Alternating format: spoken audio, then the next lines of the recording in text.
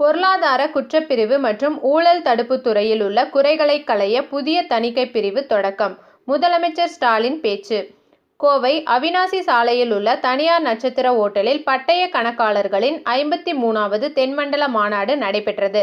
மாநாட்டிற்கான ஏற்பாடுகளை தென்மண்டல பட்டய கணக்காளர்கள் தலைவர் ஜலபதி செய்திருந்தார்.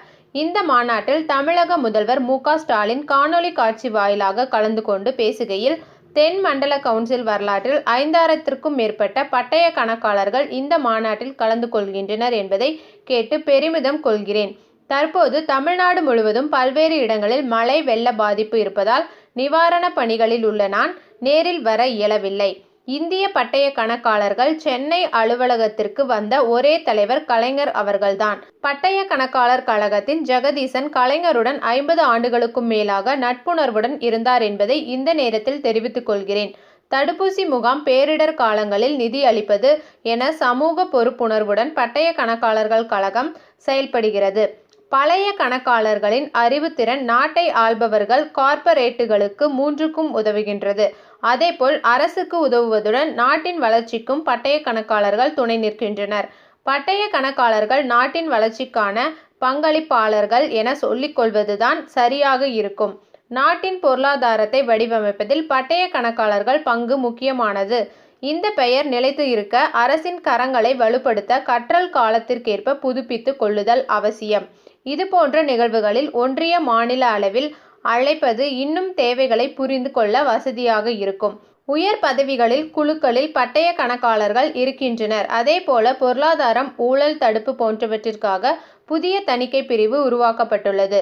பட்டய கணக்காளர்கள் பொருளாதார பாதுகாவலர்களாக உயர்ந்து இருக்கின்றார்கள். பட்டய கணக்காளர்களுக்கு தேவையான உதவிகளை தமிழக அரசு அளிக்கும் என்றார். It's a pleasure to come to Coimbatore and speak to press on matters related to CA profession. Today we have a regional conference, and this conference is held by every region once in a year to discuss with the members the current subjects and topics.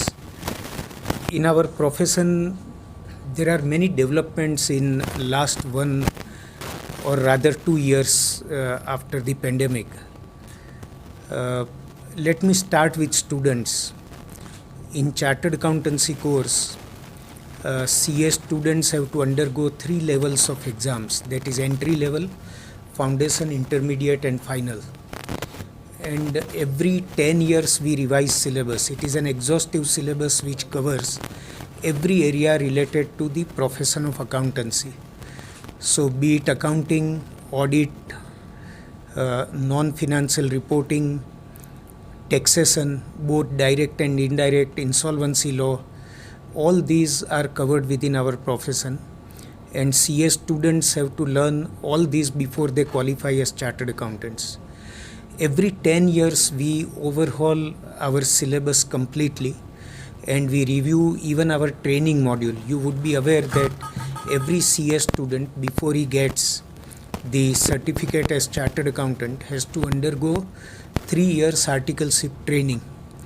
So every 10 years we overhaul the syllabus as well as the training modules.